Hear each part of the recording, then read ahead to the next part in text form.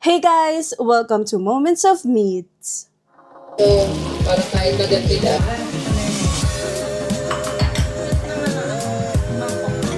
Iko-cook ko is spaghetti. Ganyan ang sitwasyon ng vanity area ko.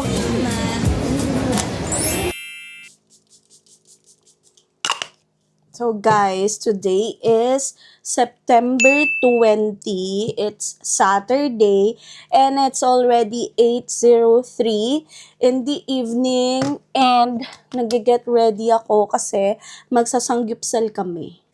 Pero sanggupsal lang sa bahay. Magdi-DIY, sanggupsal kami ni hubby and ayun, nasa labas siya ngayon bumibili ng ingredients. Kasi manonood kami ng MPL sa TV dahil maganda yung laban. It's Onyx versus TLPH. So magla-life update na lang ako while getting ready. So na-upload ko na guys yung last vlog ko. So ililink ko na lang dyan sa description box. And makikita nyo na lang yan somewhere sa screen. And ayun, wala pa rin trabaho ang babae na to. Ine-enjoy ko pa rin ang unemployed era ko. But of course, naghahanap pa rin naman ako ng trabaho. To be honest, so far, hirap maghanap ng trabaho ngayon. And ayun, nasasabi ko nga sa mga Get Ready With Me videos ko sa TikTok. By the way, follow nyo din ako sa TikTok kasi mas may upload ako doon. Hindi naman everyday. And yung contents ko are all about Get Ready With Me, makeup contents, ganyan, reviewing makeup products, and kung ano-ano pang kalokohan ko sa buhay ko. Ayun. So, nasa description and dyan sa screen nyo yung TikTok account ko. Okay, balik sa chika. So, ayun nga, nahihirapan akong maghanap ng trabaho, but hindi naman ako nang hihinayang na nag-resign ako sa work. As in, no regrets. It's just that, sa panahon ngayon, then, mahirap maghanap ng trabaho. Plus, yung hinahanap ko pang trabaho is work from home. So, mas naging difficult na talaga na mahanap yung ganong trabaho. So guys, tatapusin ko lang yung makeup ko and then mag-aayos na ako ng mga gagamitin namin for the DIY sangyup.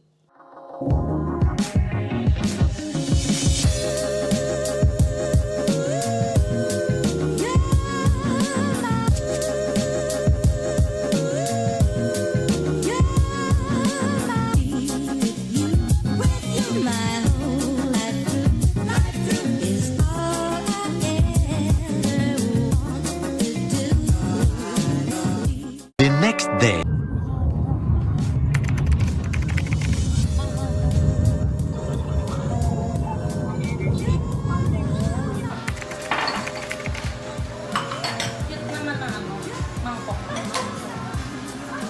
Ano masasabi mo sa chef? Sushi. What? Pagod ako magluto.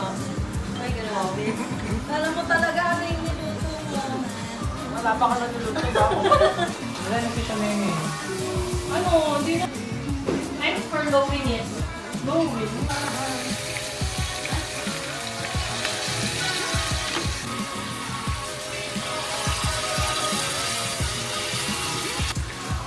Galing mag-ate. Uy, si ano to guys, si Jung ng ano. Uy. Ng ano, Bon Appetit, Your Majesty.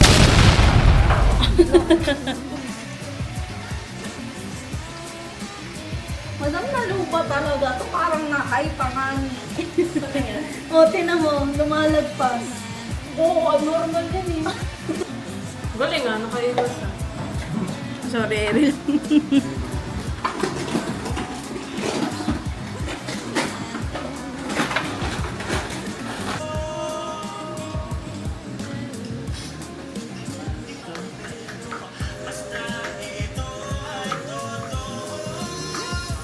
Coke Zero.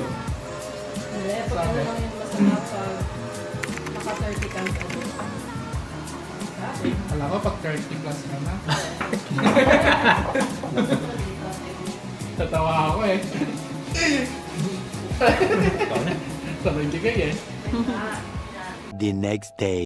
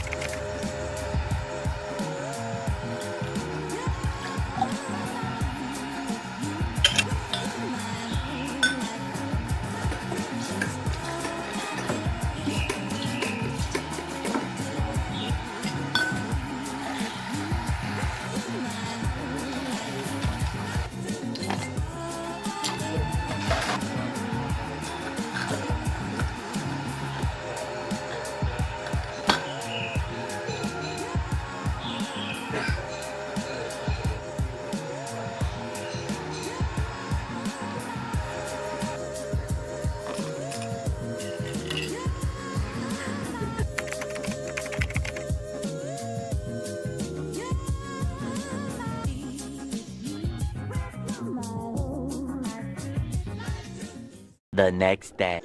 Hey guys, cook with me. So for today's video, ang ikukook ko is spaghetti. Dahil nag-crave ako at ayoko nang pumunta sa Jollibee. So let's go. So guys, ayan, nagpainit na ako ng pan and magigisa na ako ng sibuyas. Ayan lang natin ang apoy. Yan, gisa lang sibuyas.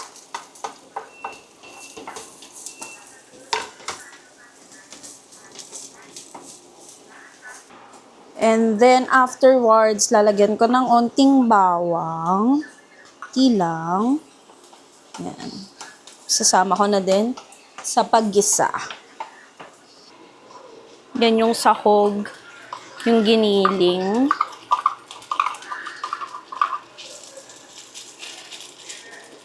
Then, lalagyan ko din ng salt and pepper.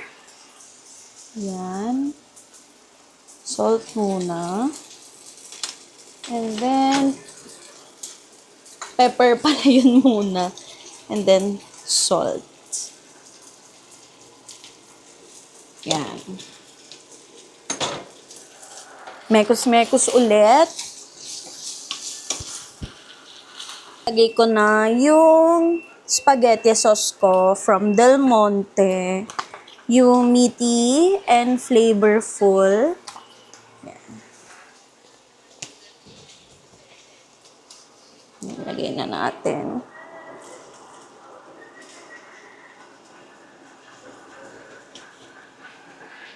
Then, lagyan din ng tomato paste. Para lumapot siya. Pero onti lang kasi medyo maasim.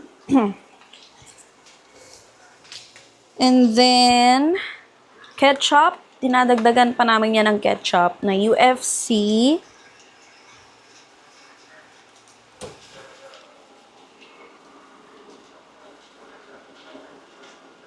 Yan.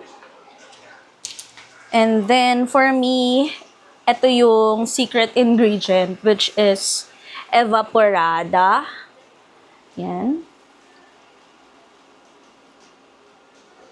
And then, timplahin lang ulit siya ng pepper and salt. Yan. Lang siya ng pepper and salt. Yan. Then, i-mix. Then, adjust na lang based dun sa, pagka tinikman nyo na siya. Yan.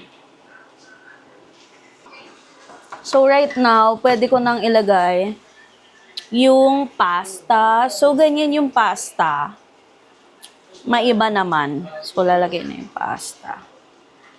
Yes. Okay. Then, i-mix again. 2 sandok. para talagang ma-mix.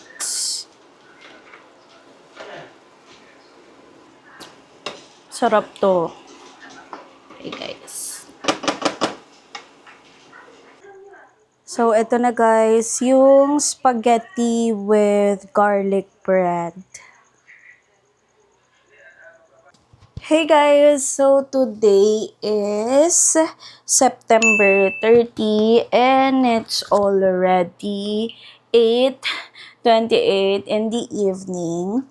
And ang gagawin ko today is yung pinaka natatamad akong gawin, like 2 weeks ko nang pinag-iisipan gawin, pero ngayon lang talaga ako nagkaroon ng, alam mo yon, power na gawin, which is ang maglinis ng vanity area ko na nakakahiya, pero ganyan ngayon ang kalagayan sa tuwing mag-aayos ako, mag-skincare or mag-makeup, na para bang after gamitin is gusto nang itapon ng personality na to. Pero of course, gamit ko, linis ko. So, eto guys, at maglilinis na. Ayan, wala nang pagpapanggap pa. Ganyan ang, ang sitwasyon ng vanity area ko. And ayun, ew, sorry talaga. Pero, ayan, mag-aayos na ako dito kasi dumadami na din ang gamit ko, dumadami na din na dapat i-declutter, itapon. So, kailangan ko nang ayusin yan. And habang nag-aayos, maghahanap ako ng papanoorin para naman ganahan ako. Let's go!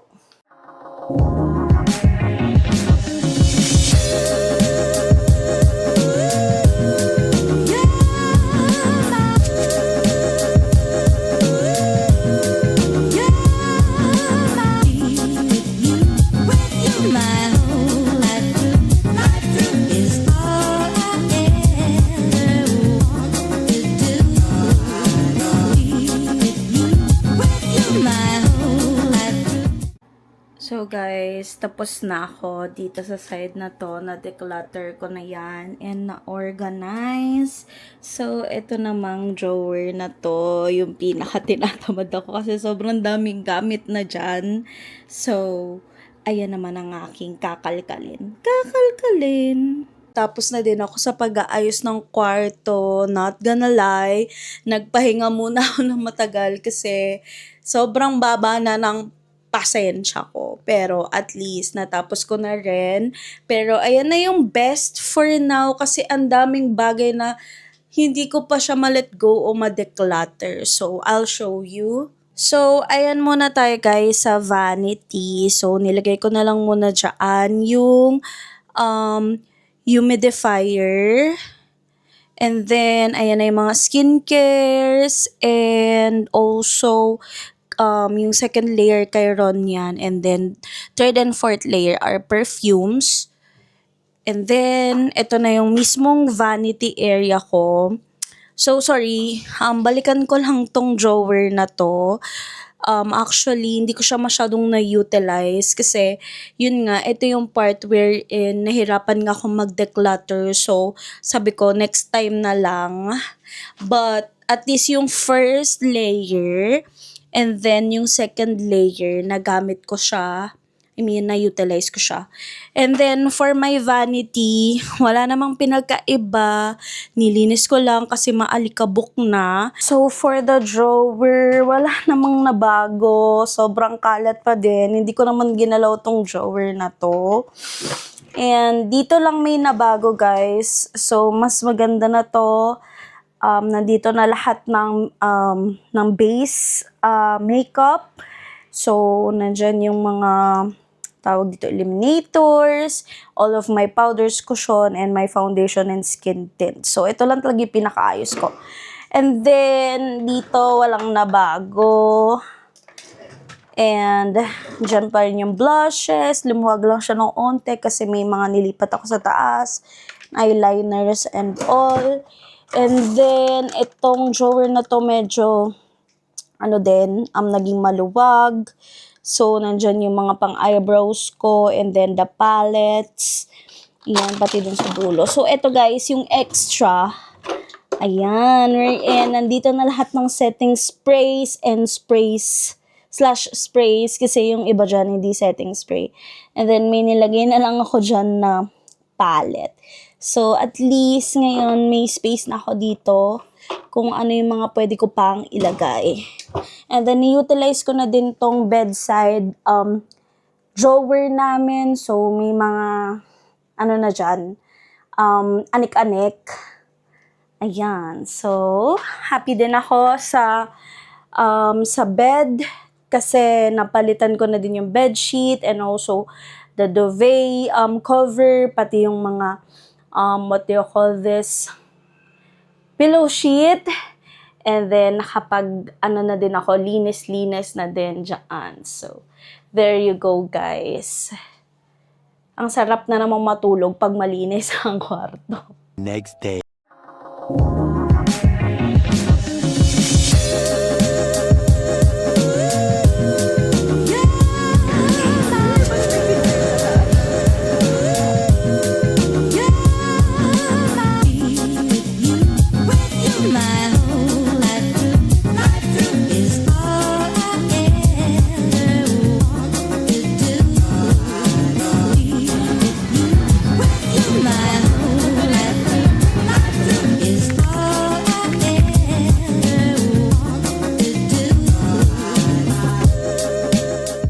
Next time ulit. Bye, baby. Ito, Ay, wow! Thanks! siyempre, may pa-farewell. Bye-bye.